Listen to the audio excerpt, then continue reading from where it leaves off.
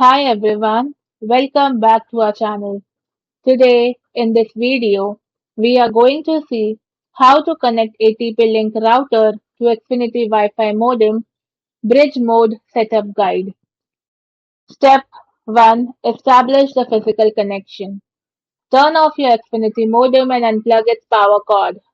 Then remove any battery backups if your modem has one. Then take an Ethernet cable and plug one end into the LAN/Ethernet port on your Xfinity modem. Then plug the other end of the cable into the WAN/Internet port, usually blue or highlighted on the back of your TP-Link router.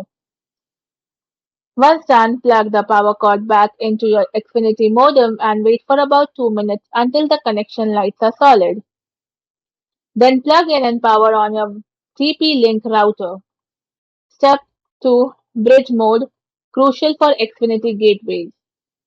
If your Xfinity device is an all-in-one gateway, a modem and a router combo unit, such as an XFI gateway, you risk having a double NAT issue, and this causes connection drops and speed issues. So open a web browser on a computer or phone connected to your Xfinity network, and then go to the Xfinity admin tool. Then log in using the default username, which is usually admin, and password is password unless you changed it. From there, navigate to Gateway and then go to At a Glance and look for Bridge Mode. Then turn the Bridge Mode to Enable and confirm the prompt.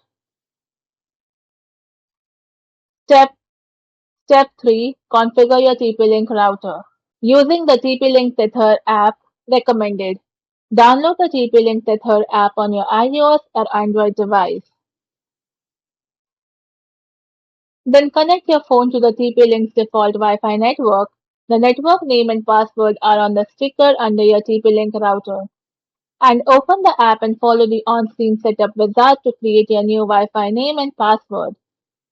By using a web browser, connect the computer to your TP-Link router either via Wi-Fi, details present at the bottom of the sticker, or with an Ethernet cable. Then open a web browser and type the link shown on screen in the address bar. And follow the quick setup wizard to configure your router's wireless name, SSID, password, and internet connection type. Leave it to set to dynamic IP/DHCP.